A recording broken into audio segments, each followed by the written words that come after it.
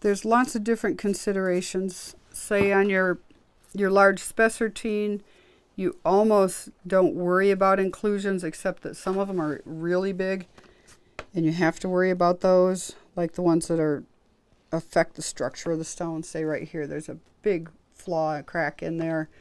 You wouldn't be able to leave that in. You'd have to cut around that. But all the little tiny dots and spots in there, you can cut.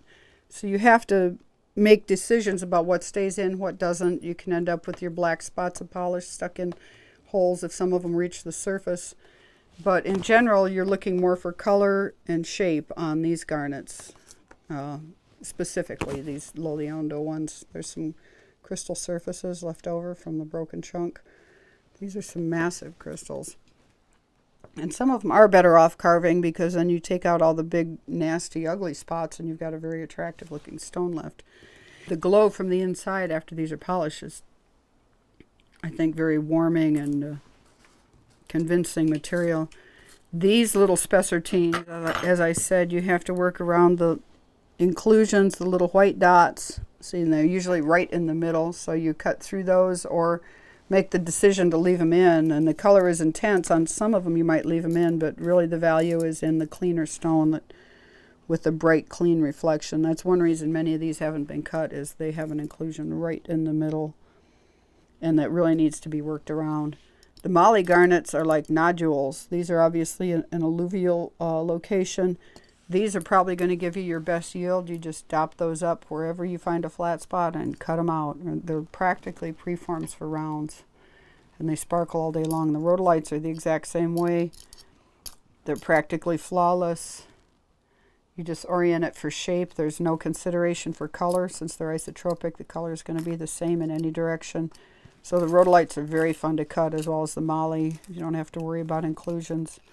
Same with these small hessonites. Since they're tumbled, you can see inside them and know what you're looking for. And on these, I think my choice would be color first, inclusions second. A certain number of inclusions are going to be acceptable, because this is not as common rough as you might think, seeing how much of it I have, which is 1 kilo. But they're going to cut very pretty, bright little stones, nothing too large. The yield will be nowhere near as good as it is with the more appropriately shaped rough, but that's easy to work with. It's very nice since it's clean. These garnets are basically good for cabbing. There's really no faceting material in there. The color's nice, but that's one reason I don't know where I got them. They're not great. I probably will never be selling these. These small garnets, if you'll notice, every single one of them has a black dot on them. Those black dots are where I was going to drill these. I was going to drill these through and make a necklace. I have more of garnet crystals. These are all actually fairly intact garnet crystals without broken surfaces. The Tsavorite, you get what you can. For the most part, you want clean stones. Certain numbers of veils and inclusions are acceptable. So we mostly just go for color on these. A clean Tsavorite is worth much more than a flawed Tsavorite, but none of these are going to cut stones that are really big enough to worry about on that. I might get a 1 carat stone out of some of these. And there's a wide variation in color. That's a very, very nice color.